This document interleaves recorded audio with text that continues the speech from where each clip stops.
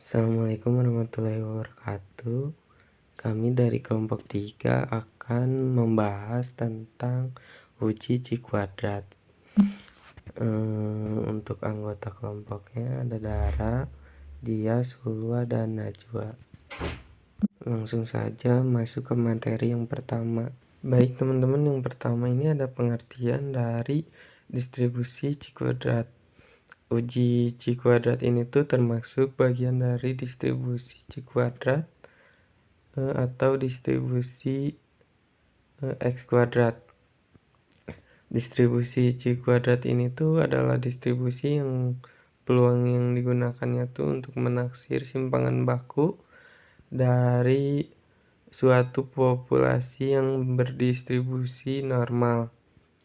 Distribusi ini juga tergantung pada harga N, yang dimana jika diambil sampel berukuran N secara berulang dari populasi yang normal, lalu dihitung nilai statistiknya berdasarkan variansnya, maka kumpulan nilai tersebut akan membentuk distribusi Ci-kuadrat. Jadi uji Ci-kuadrat ini tuh biasanya digunakan untuk menganalisis data berbentuk kategori atau frekuensi. Lalu uji kuadrat ini juga membantu kita melihat apakah data yang dipakai itu sesuai nggak sih dengan yang diharapkan. Selain itu juga distribusi Ci-kuadrat dipengaruhi oleh jumlah sampel atau derajat kebebasan. Materi yang kedua yaitu menaksir simpangan baku. Tujuan dari penaksiran ini adalah untuk mencari nilai estimasi populasi berdasarkan data sampel.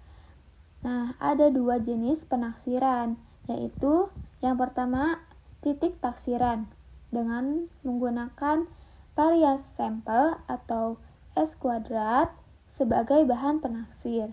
Dan yang kedua adalah interval taksiran, yaitu dengan cara menentukan rentang nilai sigma dengan tingkat kepercayaan tertentu atau alfa. Oke, next. Slide selanjutnya ada menguji simpangan baku. Pada slide ini kita membahas tentang langkah-langkah dalam menguji simpangan baku. Yang pertama, kita menentukan hipotesis atau H0. H0 ini biasanya menyatakan bahwa simpangan baku sama dengan suatu nilai tertentu. Kemudian kita tentukan hipotesis alternatif atau H1 yang bisa berupa lebih besar dari nilai tersebut, lebih kecil, atau tidak sama dengan nilai tersebut. Selanjutnya kita kumpulkan data dari sampel, yaitu ukuran sampel dan simpangan baku sampel. Untuk pengujiannya digunakan distribusi Ci-kuadrat dengan derajat kebebasan N-1, serta ditentukan tingkat signifikasi dan jenis uji, apakah satu sisi atau dua sisi. Setelah itu, kita bandingkan nilai hitung dengan nilai pada tabel. Terakhir, kita tarik kesimpulan apakah hipotesis 0 diterima atau ditolak. Next, slide selanjutnya yaitu uji Ci-kuadrat untuk data multinominal. Slide ini menjelaskan tentang uji Ci-kuadrat untuk data multinominal. Uji ini digunakan untuk mengetahui apakah frekuensi hasil pengamatan atau FI sudah sesuai dengan frekuensi yang diharapkan, F besar I. Nah, rumusnya yang digunakan adalah Ci-kuadrat sama dengan sigma dari FI dikurang F besar I kuadrat dibagi F besar I. Nah, FI adalah frekuensi yang kita amati, sedangkan F besar I adalah frekuensi yang diharapkan. Nah, jika nilai Ci-kuadrat sama dengan 0, berarti data yang kita peroleh persis sama dengan yang diharapkan. Tapi, jika nilainya semakin besar, artinya terjadi penyimpangan yang semakin besar dari yang diharapkan. Kesimpulannya, uji ini membantu kita menilai apakah perbedaan antara data dan teori itu masih wajar atau tidak. Oke teman-teman, yang akan dibahas selanjutnya itu adalah mengenai uji independen antara dua faktor. Nah, jadi dalam uji independen antara dua faktor ini digunakan untuk mengetahui apakah dua faktor itu saling berhubungan atau tidak. Nah, dengan kata lain, kita itu ingin melihat apakah satu faktor dapat mempengaruhi faktor lainnya atau justru kedua faktor itu berdiri sendiri gitu, tidak saling mempengaruhi alias independen. Contoh dari penerapan uji independen itu, misalnya kita ingin mengetahui nih ya, apakah jenis kelamin itu berpengaruh terhadap pilihan jurusan. Nah, itu bisa kita uji menggunakan uji independen. Nah, apakah jenis kelamin itu berpengaruh terhadap pilihan jurusan gitu. Nah, next, metode yang digunakan di sini itu menggunakan distribusi chi-square. Nah, rumusnya adalah x kuadrat sama dengan sigma dalam kurung fi kecil dikurangi f kapital I pangkat 2 per f kapital I. Nah, di mana f kecil sendiri merupakan frekuensi yang akan kita amati, adalah data aslinya.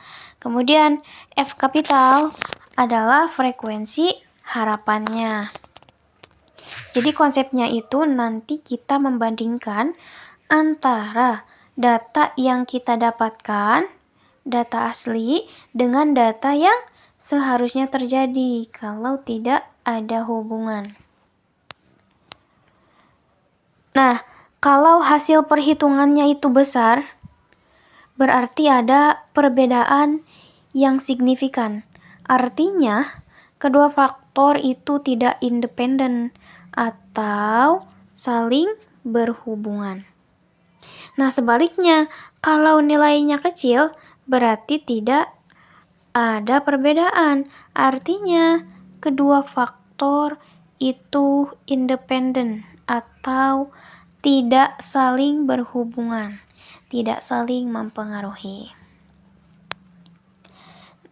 Next, kemudian slide selanjutnya. Di sini ada mengenai koefisien kontingensi. Nah, setelah kita tahu apakah ada hubungan atau tidak pada dua faktor, tahap berikutnya itu mengukur seberapa kuat hubungan tersebut. Menggunakan apa? Menggunakan koefisien kontingensi. Nah, koefisien kontingensi ini digunakan untuk mengetahui tingkat kesetaraan hubungan antara dua faktor yang sudah kita uji sebelumnya menggunakan uji independen. Nah, rumus dari koefisien kontingensi ini adalah C sama dengan akar X kuadrat per X kuadrat ditambah N, di mana X kuadrat itu merupakan hasil dari uji chi-square tadi, dari uji independen tadi. Nah, N itu adalah total datanya. Nah, keterangannya itu teman-teman, nilai C ini berkisar antara 0 sampai kurang dari 1. Artinya, kalau nilai C mendekati 0, hubungan antar faktor itu lemah. Kalau mendekati 1, hubungan antar faktor itu semakin kuat. Nah, namun nilai maksimum dari koefisien ini tidak selalu 1, tergantung dari jumlah kategori yang kita punya.